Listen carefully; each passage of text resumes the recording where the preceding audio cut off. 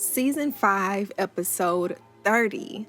Black History Moments is a podcast dedicated to telling the stories of those who have been forgotten or who are lesser known in our history. But as you all know, we are currently in our series on the history of historically Black colleges and universities.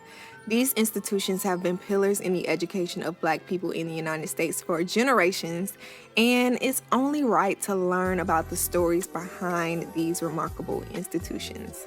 So far, we have covered my alma mater, Florida A&M University, and we've also covered Lincoln University, Prairie View, NCAT, and Howard. For as long as I can remember, my school, FAMU, has had one true rival, and that school is located in Daytona Beach, Florida, starting with a dollar and a dream by the one most persistent and driven woman in American history. This is the story of Bethune-Cookman University.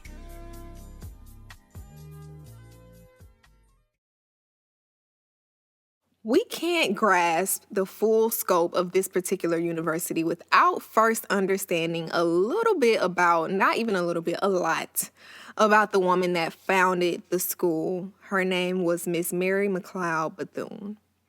This woman was an activist, an educator, and a humanitarian that was born to both parents who had been previously enslaved in South Carolina. Both her mom and her dad were previously enslaved. Now, after the Civil War, her mother's name was Patsy McLeod. She continued to work for her and her husband's former plantation owner because she wanted to save enough to purchase the land that her family grew cotton on. And it is said by age 9, Mary McLeod could pack 250 pounds of cotton a day.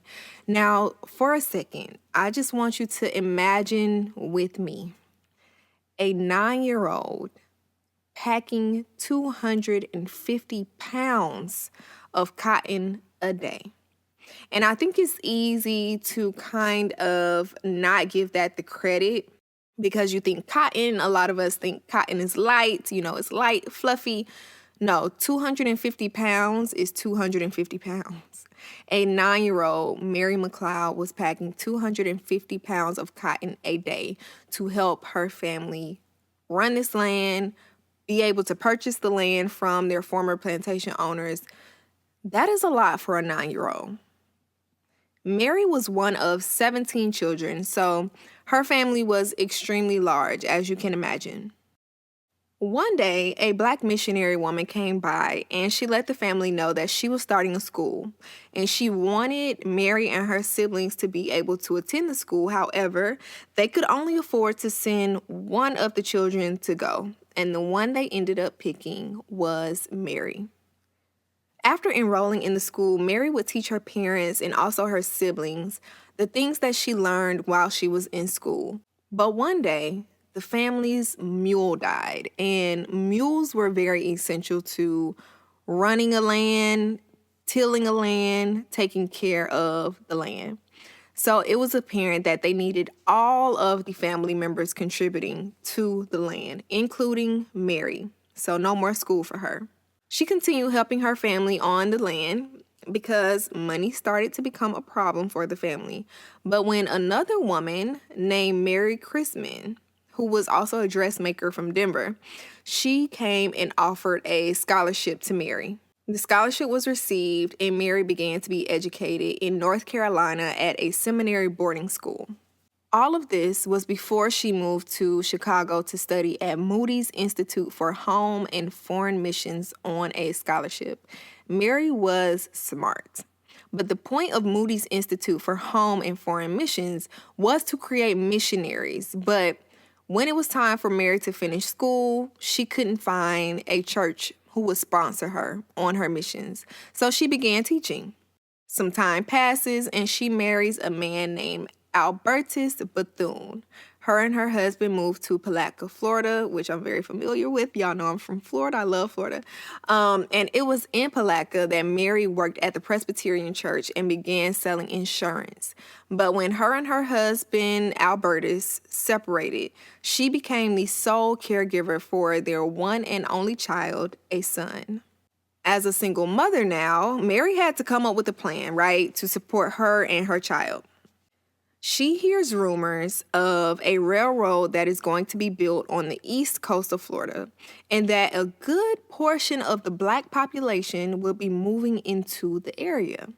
So Mary is a woman before her time. That is the best way that I can explain her. Outside of being smart, outside of being driven, outside of being extremely dedicated, she was a visionary. She was a woman way ahead of her time. So she hears rumors that this railroad is going to be built. Black people are going to be moving into the area. So what does she do?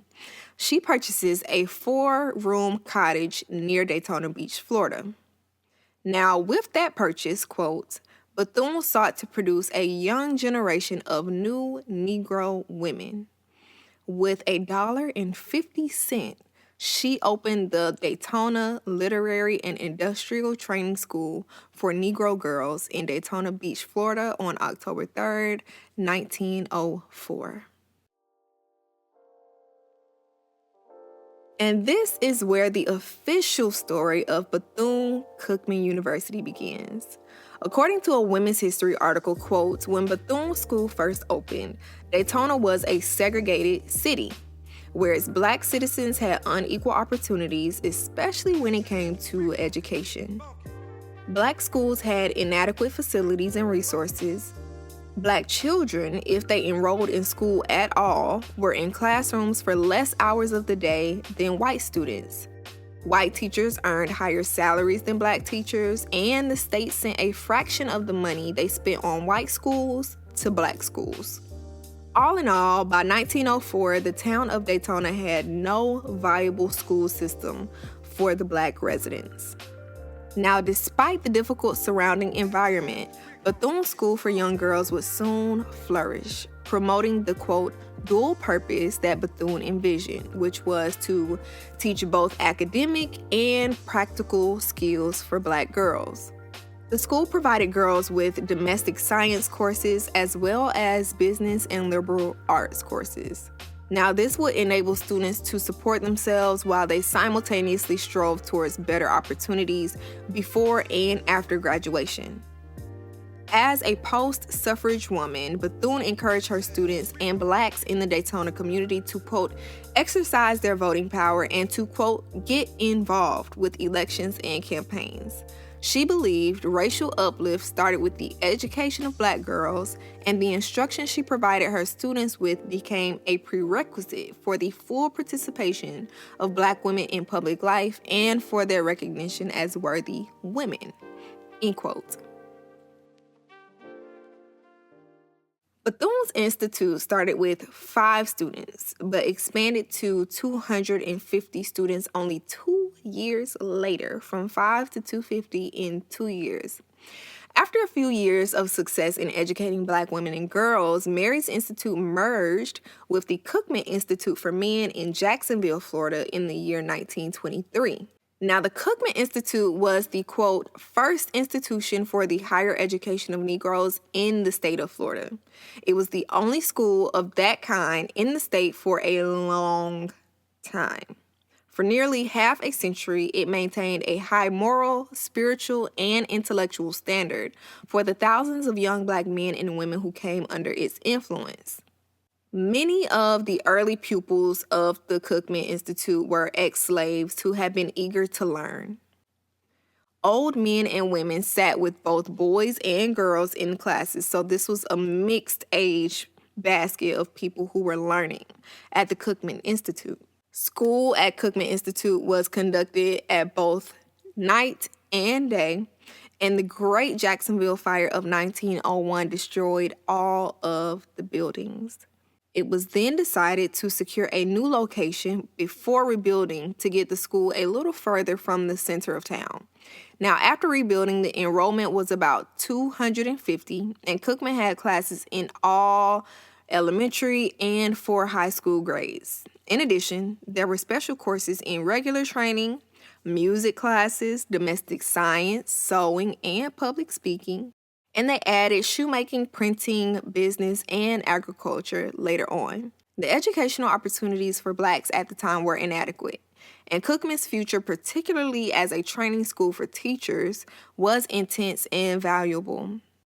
Nearly half of the population of Jacksonville, Florida, was Black, and at the turn of the 20th century, the demand for teachers was huge. Now, I looked to see if there was any information about how Mary had gotten in touch with those who were over the Cookman Institute in Jacksonville, Florida, because for her school to be located in Daytona Beach and Jacksonville, Florida to be further north up the coast of the state of Florida, obviously, I was just curious as to how she had gotten in touch with them. Was it the fire that initiated her reaching out to them to say, hey, we should merge? But it's really odd that there really isn't a whole lot out there about her communications with the Cookman Institute. There's no real research about how those conversations got started and how they ended up merging, but the only thing we know is that they do end up merging. After Bethune merged with Cookman Institute, Bethune-Cookman became official, and the co-ed college was formed. Quote, Mrs. Bethune impressed several wealthy white vacationers and winter residents with her strong will, spirit of sacrifice, and ambitions for the school. They, in turn, provided the financial resources that enabled the school to develop. The school's early benefactors, or people who were donating, included oil baron J.D. Rockefeller, James N. Gamble of Procter & Gamble, sewing machine innovator Thomas White, and author Harrison Rhodes. The financial assistance from the people mentioned just helped expedite the school's place in the education system of Florida. They had come a long way from the days of when Mary would have to sell sweet potato pies to the Black railroad workers to make money for the school. The official merger of Mary's Institute and Cookman was completed in 1925, and the new name was Daytona-Cookman Collegiate Institute. Quote, in 1931, the college became accredited by the Association of Colleges and Secondary Schools of the Southern States as a junior college, and on April 27th of that year, the school's name was officially changed to Bethune-Cookman College to reflect the leadership of Dr. Mary McLeod Bethune. According to PBS, many within the Black community found fault with Bethune's educational philosophy. In the tradition of Booker T. Washington, the prominent Black educator, Bethune felt it more important to educate Black people in vocational occupations so that they would be able to support themselves rather than provide them with an education geared towards higher learning. She said, quote, my people needed literacy, but they needed even more to learn the simples of farming, of making decent homes, of health, and plain cleanliness. Now, other Black leaders found Bethune's ideology a little problematic. And one of those leaders was Ida B. Wells. Now, Ida followed W.E.B. Du Bois's philosophy, and they felt that access to higher intellectual professions should not be denied Black people in educational facilities. Arguing against Bethune, Ida B. Wells wrote that, quote, to sneer at and discourage higher education would mean to rob the race of leaders which it so badly needed. All the industrial education in the world could not take the place of manhood, end quote. This was a divisive issue when Bethune triumphed over Ida B. Wells for the presidency of the National Association of Colored Women in 1924, and it also continued to be a contributing factor in the dissension within Black organization for years to come, end quote. And I think this is one of those instances in time where neither party is necessarily wrong, right? And I know hindsight is always 2020. We can always see things a lot clearer once we are removed from the situation. But sometimes the way in which we seek to accomplish things as a people can hinder us from seeing the bigger picture. And I think this is a perfect example of Ida B. Wells versus Mary McLeod Bethune, and also the argument of Booker T. Washington versus W.E.B. Du Bois. All of them agreed that Black people needed to receive an education, and they all agreed that we needed to found our own schools, we need to educate our own people for them to be able to support themselves and to become more advanced and better people.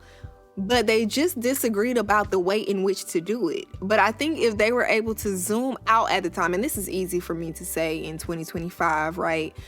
But if you were able to zoom out and see the bigger picture at the time and say, okay, this is my way I think it should be done, and you think that it should be done a separate way.